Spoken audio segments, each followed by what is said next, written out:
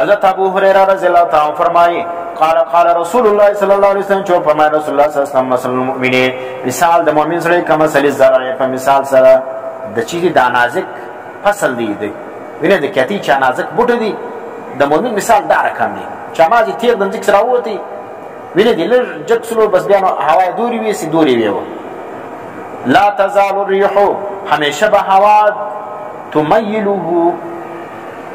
هوا بده کړي را کړي وینه تميله څه معنا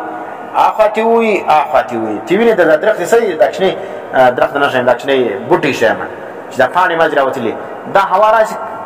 دا پانی د مځکې دی یو خاطو د سره پر مځکه ولګي بیا دا بل خاص راس اخاته پسنه مؤمن سړي له دار کم تکلیفونه راځي چې ور یو خا وینه یو خاطه ورسي بیا بل خاطه ور یو تکلیف بیا بل تکلیف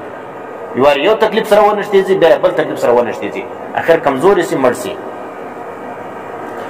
تميله چې اړي د دلرا ولا يزال المؤمن همیشه مؤمن يصيبه البلاء همیشه برسیر دلرا بلاوي بلا څمره تکلیفونه برسیږي مؤمن سره د مؤمن علامه ده چې پر د باندې مصیبتونه راځي هر وخت چې پر چا باندې مؤمنو دعوی کولو او خوشاله ګرځي یو تکلیف نور باندې راکړي په پوزش د ایمان کامل نه دی په دې کې نفاق څه موجود دی ومثل المنافق او مثال د منافق سره کمثل شجره الارض ارزته د مثال دا درختی د سنوبر دی لا تهتزو چې نشوري دلره حتا تحصد تدې پوری چې دا کاټ کړل سي چا راو باندې شیر په دا بیخ باندې څونه یا په ګولې وویلې بیا په دې دنیا سره زی یا یو بل مصیبت را باندې ور باندې راشي او دای چې کوم ځای ختم کی ا مؤمن سره چې کوم ځای پرچنی پریشانه کنه پریشانی کلا پریشانی کلا ویني یا د زړه ډیر کمزوري چکنی پریشانی ور باندې راشي بس پروتي یا د زړه مضبوطی لیکن مصیبتونه غټ باندې را روان دي حضرت جابر رضی الله تعالی فرمایي چې د رسول الله صلی الله علیه وسلم علاوه ام صاحب نبی اسلام را لې چاله ام صاحب لرا د صاحب مور لرا لې فقال بي فرمى المالك سوجه تعالى تزفزفيني چتر پیجه نبی اسلام چې ام صاحب لرالي دغه شذ چې ولا داس رکه پیدله قالت ديرت الحمى لا بارك الله فيها والتبمدا مر پرستګ څوي د مرګي تبمدا مرګي بنور سره وای دغه نه جوړې ته بشاره نه کوي نو دې څو ویل دغه شذ ویل والتبمدا الله دې په دې کې برکت نه اچي مزرف دا شال پاز دی چې معنا الله دې هغه تبه په دې کې الله برکت نه اچي چې معنا الله دې راڅخه ختم کړي بس دغه نه جوړې دی لاړ دي اوس د نبی اسلام تر مخ دغه شذ د الفاظ وای چې تبمدا الله دې برکت نه پکې اچي فقال نبي اسلام تولا تصبي الحمى شرائع مکوا بدرت موای دینا جوړی لرا دیته وی لرا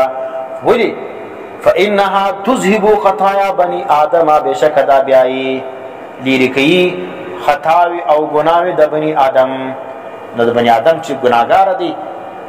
داغه ګناوی په چیش دي هغه په دا باندې چې دینا جوړ سي کله تبدا کله یو مصیبت کله بل مصیبت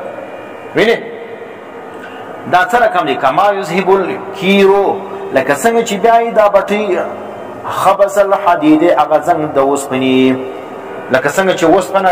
د زنګ والای څه خلک په بټي کې واچي او بیا څو چټک پسوي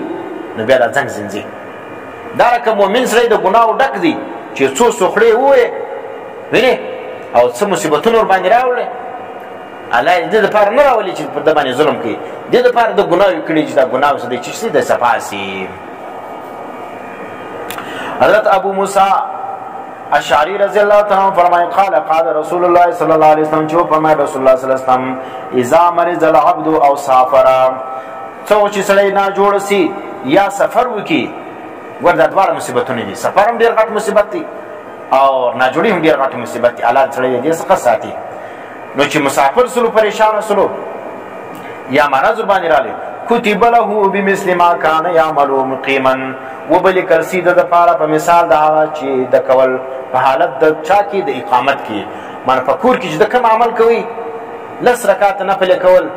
ویني او دا رقم زکاتونو او خیراتونو ورکول اوس د سفر لوي التنفل نسی کولای زکات او خیرات نسی ورکولای پیسې نستور سره یا ستړی دي نیس کولی نو الله پاک چې کوم دی چې د په کور کې کوم اعمال کول الله پاک په سفر کې هغه ثوابونه ورکوي صحیحا او دا رقم چې ناجوړه سلو د په چې ناجوړه نه وو نفلونه به کول وینې تهجد به کوي اشراق به کوي او څاښت به کوي دا رقم اوابین به کول ذکر به کوي تلاوت به کوي اوس ناجوړه سو اوس پریشانه دي چې الله په خان دې شه جوړ ولم دې اعمال به کول اوس به نه څنګه کولای نه بس پر دې ځای چې اوس نه زنا جوړه ما اعمال مې نه بس تا الله پاک هغه مخ عمل ته ګوري چې تا په صحت کې کم اعمال کول